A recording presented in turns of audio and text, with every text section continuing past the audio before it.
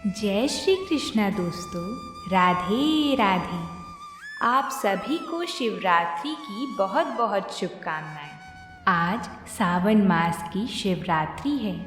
इसी सावन शिवरात्रि के लिए कई दिन पहले से ही कावड़ यात्रा शुरू हो जाती है।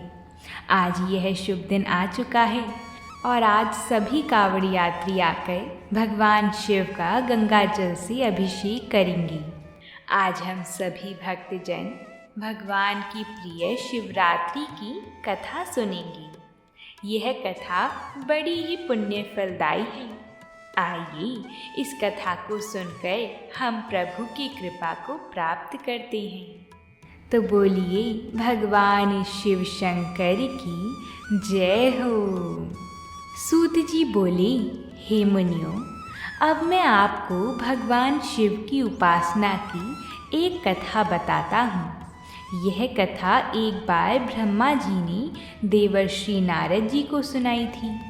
ब्रह्मा जी ने कहा, हे देवर्षि नारद, एक बार मैंने विष्णु जी एवं देवी लक्ष्मी जी ने मिलकर भगवान शिव का पूजन किया, जिसके फल स्वरूप हमारी सभी कामनाएं पूरी हुईं। भगवान शिव का पूजन तो दुर्वासा, विश्वामित्र, दधीची, शक्ति, गौतम, कर्णाद, भार्गव, बृहस्पति, वैशंपायन, पराशर, व्यास, उपमन्यु, याज्ञवल्क्य, जैमिनी, गर्ज आदि अनेक महामुनि सदा किया करते हैं। यही नहीं, शौनक अतिथि एवं देवराज इंद्र, बसु, साध्य, गंधर्व, किन्नर आदि देवता ही नहीं, हिरण्यकशिपु, हिरण्याक्ष, बाणासुर आदि महादानव भी त्रिलोकीनाथ भगवान शिव की भक्ति में मग्न रहते हैं। वासुकी, शेष, तक्षक, गरुड़ आदि पक्षीगण भी शिव जी के परम भक्त हैं और उनका पूजन करते हैं।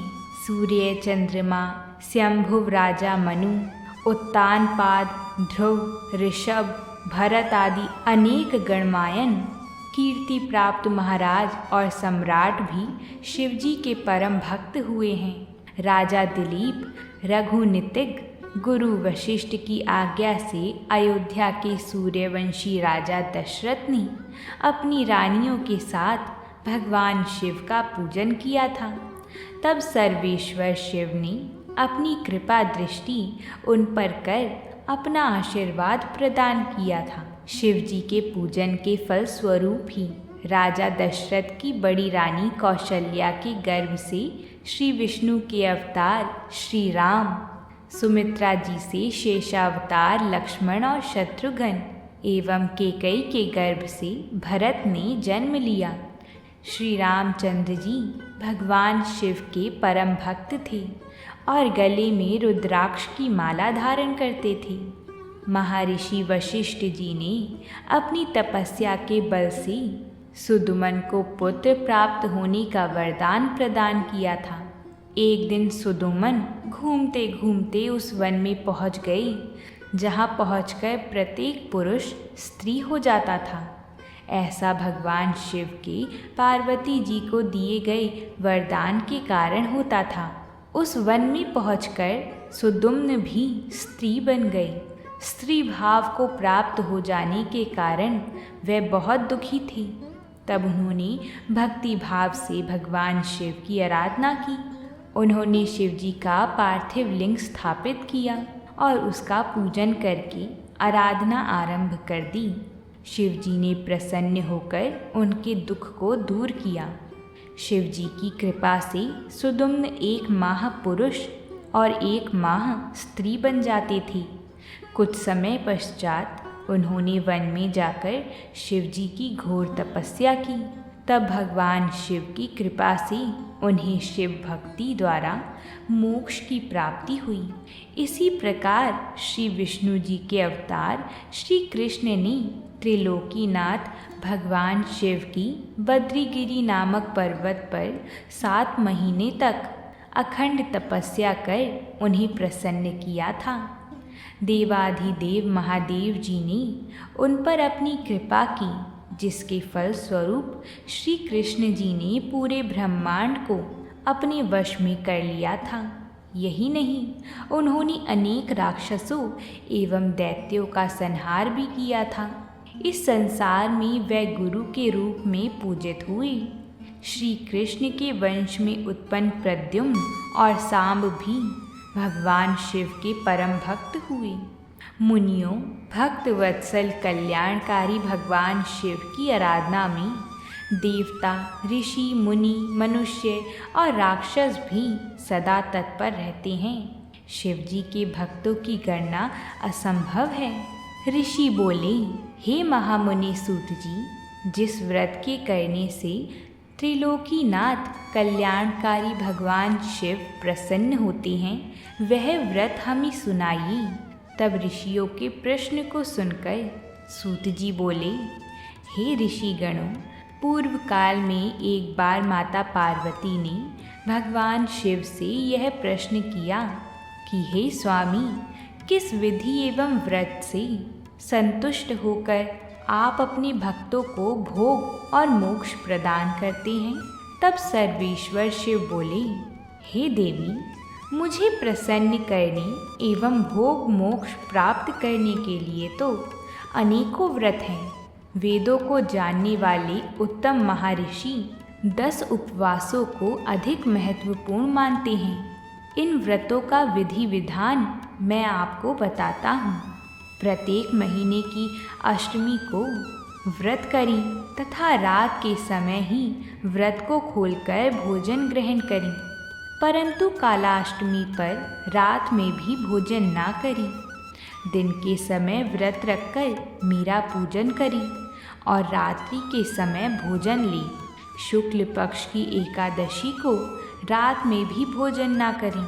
इसी प्रकार शुक्ल पक्ष की त्रयोदशी में रात को भोजन करें, परंतु कृष्ण पक्ष की त्रयोदशी पर रात में भी भोजन ना करें। इन सभी व्रतों में शिवरात्रि का व्रत सर्वोत्तम माना गया है। इस दिन प्रातःकाल जल्दी जागी, नित्य कर्म करने के पश्चात शिव मंदिर में जाकर विधि पूर्वक भगवान शिव का पूजन करने के पश्चात उनसे प्रार्थना करें कि हे नीलकंठ महाराज, मैं आज इस शिवरात्रि के उत्तम व्रत को धारण कर रहा हूँ। आपसे मेरी कामना है कि आप मेरे व्रत को निर्विघ्न पूर्ण करें। काम, क्रोध, शत्रु आदि मेरा कुछ ना बिगाड़ सकें। भगवान, आप सदा मेरी रक्षा करें। इस प्रकार संकल्प लें। तत्पश्चात रात होने पर पूजन की सभी सामग्री को एकत्रित कर ऐसे शिव मंदिर में जाएं जहां शिवलिंग की प्रतिष्ठा शास्त्रों के अनुसार की गई हो। शरीर को स्नान से शुद्ध करके स्वच्छ वस्त्र पहनकर आसन पर बैठकर भगवान शिव का पूजन करें। 108 बार शिव मंत्र का उच्चारण करते हुए जलधारा शिव जी को अर्पित करें। इसी जलधारा से अर्पित की गई वस्तुओं को नीचे उतारें। उसके बाद गुरु मंत्र का जाप करते हुए शिव जी को काले तिल चढ़ाएं। भव, शर्व, रुद्र, पशुपति, उग्र भीम, महान भीम, ईशान नामक 8 शिव नामों का उच्चारण करते हुए कमल और कनेरे के फूल शिव जी पर चढ़ाएं। फिर धूप, दीप और नैवेद्य अर्पित कर उन्हें नमस्कार करें। जब हो जाने पर धेनु मुद्रा दिखाकर जल से उसका तर्पण करें। तत्पश्चात विधि पूर्वक विसर्जन करें। इस प्रकार रात्रि के पहले पहर में पूजन करें। रात्रि का दूसरा प्रहर होने पर पुनः शिवलिंग पर गंध, पुष्प आदि द्रव्यों द्वारा सर्वेश्वर शिव का पूजन करें। 216 शिव मंत्र का जप करते हुए पार्थिव लिंग पर जलधारा चढ़ाएं। तिल, जौ, चावल, बेलपत्र, अर्घ, बिजोर आदि वस्तुओं से पूजन करना चाहिए। तत्पश्चात खीर का नैवेद्य अर्पित करें तथा पुनः शिव मंत्र का जाप करें। ब्राह्मणों को भोजन कराएं और संकल्प करें। फल और फूल अर्पित कर उसका विसर्जन करें।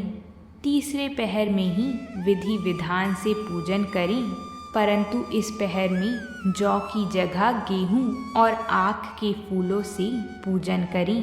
पूजन के पश्चात कपूर से आरती करें। अर्घ्य के रूप में अनार अर्पित करें। फिर ब्राह्मण को भोजन कराएं और संकल्प लें। चौथा प्रहर आरंभ होने पर शिवजी का आवाहन करके उड़द, कंगनी, मूंग व 7 धातुओं शंख, फूल एवं बिल्व आदि को मंत्र जाप करते हुए अर्पित करें। तत्पश्चात केले एवं अन्य फल मिष्ठान अर्पित करें और जप करें। फिर सामर्थ्य के अनुसार ब्राह्मणों को भोजन कराने का संकल्प करें। सूर्योदय तक उत्सव करें। फिर स्नान करके भगवान शिव का पूजन करें। तत्पश्चात संकल्प किए हुए ब्राह्मणों को बुलाकर भोजन कराएं। फिर शिवजी से प्रार्थना करें, हे दया निधान, कृपा निधान, देवाधिदेव भगवान शिव, मैंने जानी अनजानी आपकी भक्ति में तत्पर होकर आपका व्रत और पूजन किया है। आप मुझ पर कृपा करना, इस पूजन को स्वीकार करना। हे प्रभु, मैं चाहे जहाँ भी रहूँ, मेरी भक्ति सदा आप में रहे। यह कहकर पुष्पांजलि अर्पित कर ब्राह्मणों को तिलक लगाएं और उनके चरण स्पर्श कर आशीर्वाद लें। इस प्रकार विधि पूर्वक किए गए शिवरात्रि के व्रत का बहुत अधिक महत्व है।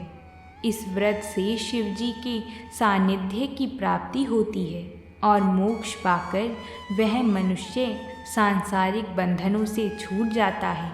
इस उत्तम व्रत का महात्म्य श्री पार्वती जी एवं श्री हरि विष्णु जी ने भी सुना।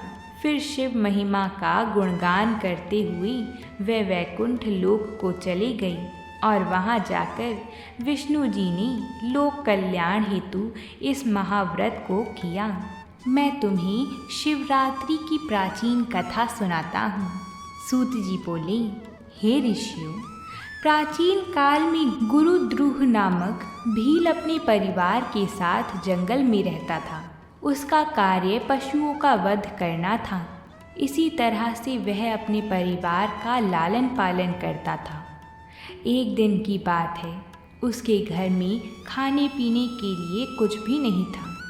तब उसके माता पिता एवं अन्य सदस्य भूख से व्याकुल होकर भील से बोली कि हम भूख से मर रहे हैं, कुछ खाने का प्रबंध करो। यह सुनकर उस भील ने अपना धनुष बाण लिया और शिकार की तलाश में चल दिया। संयोगवश यह शिवरात्रि का ही पावन दिन था। शिकारी दर दर भटकता रहा, परंतु उसे कुछ न मिला। धीरे धीरे रात घिर आई, परंतु उसने खाली हाथ घर ना लौटने का निश्चय कर लिया था। इसलिए वह तालाब के किनारे बैठ गया कि जो भी पशु जल पीने यहाँ आएगा उसी का शिकार कर लूँगा।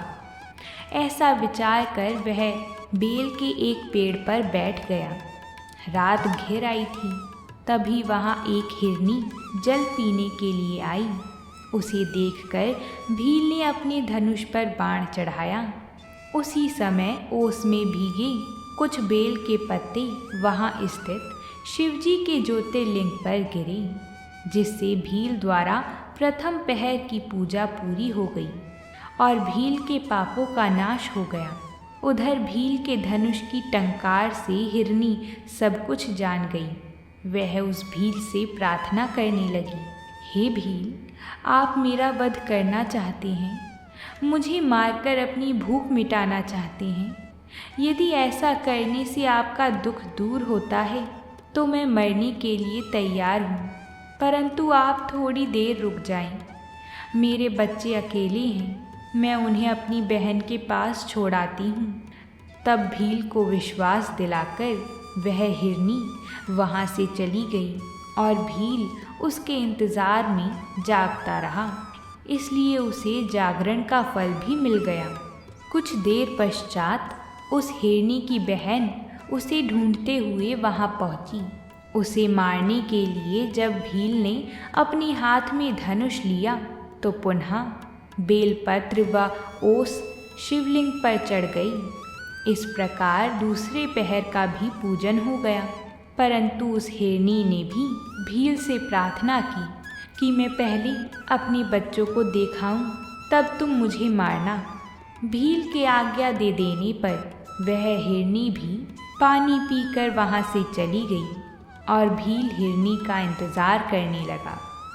इस प्रकार जागरण करते हुए रात का दूसरा पहर भी बीत गया। जैसे ही रात्रि का तीसरा पहर आरंभ हुआ, एक मोटा हिरन पानी पीने हेतु उस तालाब पर आया। उसे देखकर भील ने जैसे ही अपने धनुष पर बाण चढ़ाया, वह हिरन डर गया। उसी समय ओस रूपी जल एवं बेलपत्र पुनः शिवलिंग पर गिरे, जिससे तीसरे पहर का पूजन संपन्न हुआ। वह हिरन भी शीघ्र लौटने का वादा करके अपने बच्चों को समझाने के लिए चला गया और भील उसके इंतज़ार में जागता रहा। उधर दूसरी ओर वे तीनों घर पर एकत्रित हुए और उन्होंने सारी बातें एक दूसरे को बताईं। जब तीनों को यह ज्ञात हुआ कि तीनों ने ही भीलराज से वादा कर लिया है, तब वे अपने बच्चों को ठीक से रहने की आज्ञा देकर वहाँ से तालाब की ओर चल दिए। बच्चों ने भी सोचा कि हम अपने माता पिता के बिना कैसे रहेंगे, इसलिए वह भी उनके पीछे पीछे चल पड़े। इस प्रकार हिरन, दो हिरनियाँ एवं उनके बच्चे एक साथ भीलराज के पास पहुँचे। इतने सारे शिकारों को एक साथ देखकर भीलराज बहुत प्रसन्न हुआ। जैसे ही उसने उन्हें मारने के लिए धनुष निकाला, एक बार फिर ओस रूपी जल एवं बेलपत्र वहाँ स्थित शिव ज्योतिर्लिंग पर चढ़ गई। इस प्रकार अनजाने में ही उसके चौथे पहर की भी पूजा पूरी हुई, जिसके फल स्वरूप उसके सभी पाप कर्म नष्ट हो गए और उसे ज्ञान की प्राप्ति हुई। उसने अपने मन में विचार किया कि मुझसे श्रेष्ठ तो ये पशु हैं जो परोपकार के लिए अपने प्राण न्यौछावर करना चाहते हैं, और मैं मनुष्य होकर भी हत्या आदि बुरे कार्यों में संलग्न हूँ। ऐसा विचार कर भील बोला, हे मृगियों, तुम धन्य हो, तुम्हारा जीवन सफल है। तुम जाओ और प्रसन्नतापूर्वक निवास करो, मैं तुम्हें नहीं मारूंगा। भील के इतना कहते ही भगवान शिव ज्योतिर्लिंग से प्रकट हो गए। एकाएक इस प्रकार अपने सामने साक्षात देवाधिदेव महादेव जी को पाकर उस भील की आंखों से अश्रुधारा बहने लगी और उसने प्रभु के चरण पकड़ लिए। तब शिवजी ने प्रसन्न होकर कहा, हे पुत्र, तुम्हारे पूजन से मैं बहुत प्रसन्न हूँ। तुम श्रृंगवेरपुर जाकर आनंद पूर्वक निवास करो। प्रभु रामचंद्र तुम्हारे घर पधारेंगे और उनसे तुम्हारी मित्रता हो जाएगी। अंत में सुखों को भोगकर तुम्हें मोक्ष की प्राप्ति होगी। यह कहकर शिवजी वहाँ से अंतर्ध्यान हो गए। हे ऋषियों, इस प्रकार एक पापी व्याध से अनजाने में हुए शिव चतुर्थी व्रत से उसे भोग और मोक्ष की प्राप्ति हुई। तो बोलिए भगवान शिव शंभू की जय हो। आप सभी को ये कथा पसंद आई हो तो वीडियो को लाइक ज़रूर करें और चैनल को सब्सक्राइब ज़रूर करें, क्योंकि हम आप सभी के लिए ऐसी ही कथाएं लाते रहते हैं। कमेंट में हर हर महादेव ज़रूर लिखिए। तो अब हम आपसे कल मिलते हैं एक नई कथा के साथ। तब तक के लिए प्रेम से बोलिए ओम नमः शिवाय।